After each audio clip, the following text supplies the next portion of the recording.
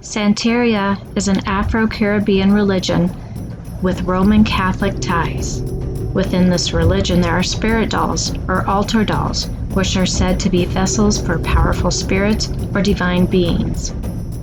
The spirit dolls are used for protection and to draw in love and good fortune, and are given offerings in exchange. Offerings can vary from food to flowers, incense, or liquor. This is a true story told to me by a friend of mine, Jose Gonzalez Jr., and this is what he said. During my childhood, my grandmother practiced Santeria, similar to voodoo. Parts of the religion was having a spirit doll, which is a vessel for powerful entities. It was a black gypsy rag doll with cloth features for eyes, nose, and mouth that always seemed to change, and I felt it always watching us. It gave me an eerie feeling when I looked at it. One time, my cousin and I were staying at our grandmother's apartment.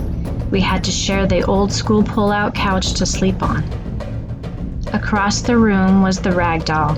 It sat on a small rocking chair on top of a bag of rice, a cigar in its lap, and a glass full of blessed water.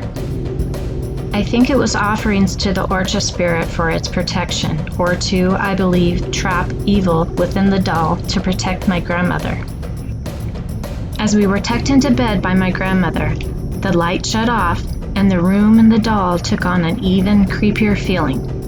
My cousin and I hated that doll as it sat in the only light that came in from the neighboring buildings of New York City in an otherwise pitch-black apartment. At some point during the night, I was stirred awake slightly by the feeling and the sound at the end of my bed sinking in by my feet. I thought maybe my cousin was climbing in or out of bed.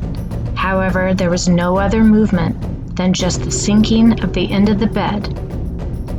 I started opening my eyes to say something to my cousin about getting back to sleep. As I began to open them, I could see that from slightly under his covers, my cousin's eyes were open and staring back at me in fear. I think we both at that moment had the same thought of, well, he's looking at me, so who's at the end of the bed? We both cautiously peered from beneath the sheets to take a look. In sudden terror, we saw the doll, hoisted up in the air by its stubby black arms over the foot of the bed. My cousin started to make a low squealing sound of fear.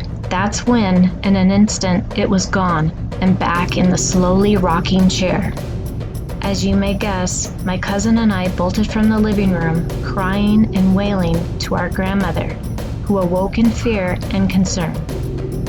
Before we could say anything, she told us to lay down in her bed and go to sleep, and told us she would be back. She quietly went to the living room and began to speak to someone in Spanish and in a stern, commanding voice.